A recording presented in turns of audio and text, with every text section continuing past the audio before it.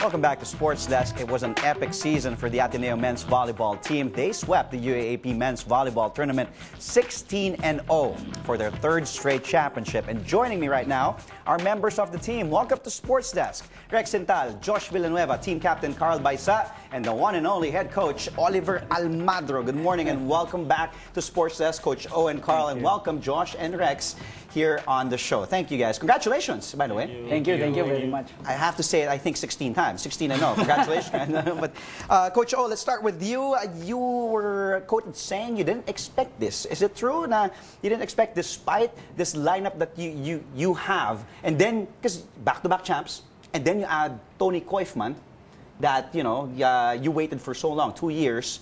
So on paper, this team is really the team to beat. Kumbaga, yes, medyo imposible going yung 16-0. But some people, some analysts might say it's really possible with this team.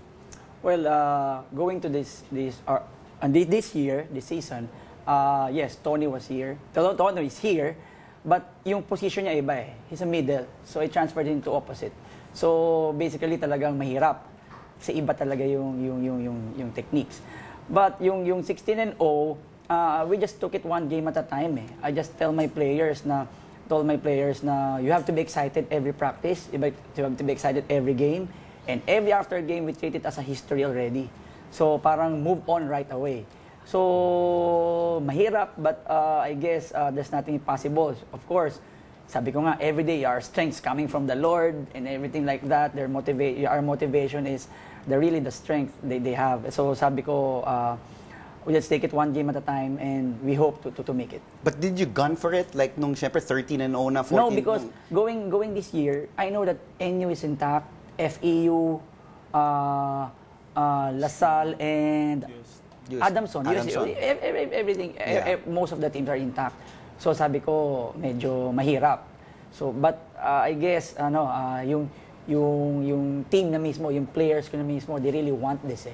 So I really admire my players. So I thank them also. And what a sweet ending also for the UAAP careers of Josh Villanueva and Rex Cental.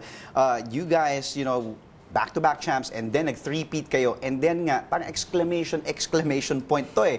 16-0, Rex, how sweet is this to end your 5 years with Ateneo with a three-peat and a 16-0 historic run? Initially, my dream was to only win one championship eh. Because Josh and I came from second to the last when we were first year. And then when Coach O came and Mark and Ish came, we got our first championship when we were third year. And we knew na kaya na namin ituloy-tuloy ito. So that's the legacy we wanted to leave, and mission accomplished. Mission accomplished indeed. You know, Josh, sabi nga ni Rex, and you guys were there, we were talking about it earlier when you did the Facebook Live, that kasi kayong dalawa, pinagdaanan niyo yung hirap eh. Diba?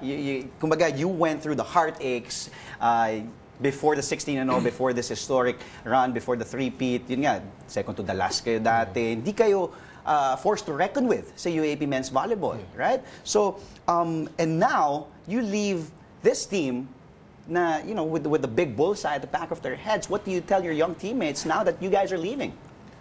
Ako basically is yung parang gusto ko lang i-leave sa mga teammates ko is parang yung patience lang, and syempre yung hard work na parang, kasi for example me, hindi ako nag-start na middle blocker eh. I started as an open spiker. That's right. Yeah, and at that time, I was a bench player din ako. And then nung bumalik si Coach O, yun yan, trinain niya talaga ako. Every day, talagang ako yung parang kumbaga...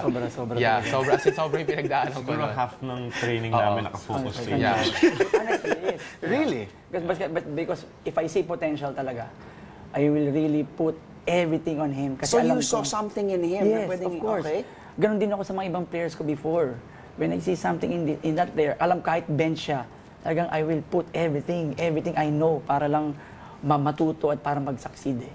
So talaga mamimiss mo to si Coach? And of course, in-accept niya rin kasi yung challenge. What important is in-accept the challenge. I remember yung kuya niya, ganon din.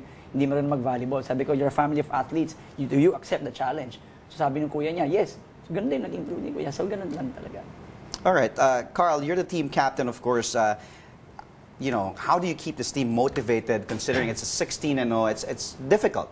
And it's gonna be easy. It's easy to be complacent. Yeah. Once you feel confident that you beat everybody, but how do you keep them motivated, and what do you tell your teammates? Na, guys, let's not be complacent. Let's still be hungry. Everyone's still gunning for us. And how did you manage to keep the team intact and together, despite this historic run? Yeah, well, I guess it's really important to bond with the team. You have to know each player's motivations and inspirations. So this year, we saw how Tony came in after 2 years. So I understood how he wanted to be very impactful this season. And then we have the experienced Mark and Ish. And then you have these two who are playing there last year. So which, gives them a lot more motivation than others. So you have to understand saan nila pinanghuhugutan yung motivation nila kasi iba-iba yung motivations ng teammates ko. So yun nga, the bonding and the time spending time with each other, you get to understand and know individually your teammates, and then you start extracting their motivations, and then with that start using it collectively sa buong team. And then siguro doon ko na tulungan si coach on how to motivate my teammates. So every day na wag isipin yung hirap, wag isipin yung pagod, but to think na we should be excited, we should be more hungry this year. Kasi yun nga, before the championship, coach told us na we haven't won the championship this year yet.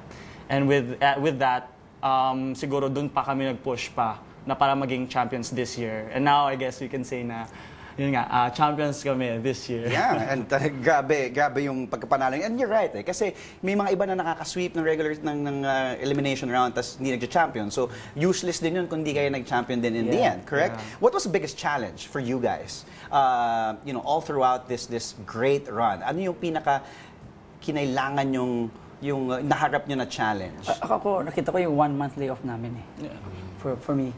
Kasi even though we train hard, we don't know what to expect. And then yung mga players ko, sabi ko nga, it's a mix of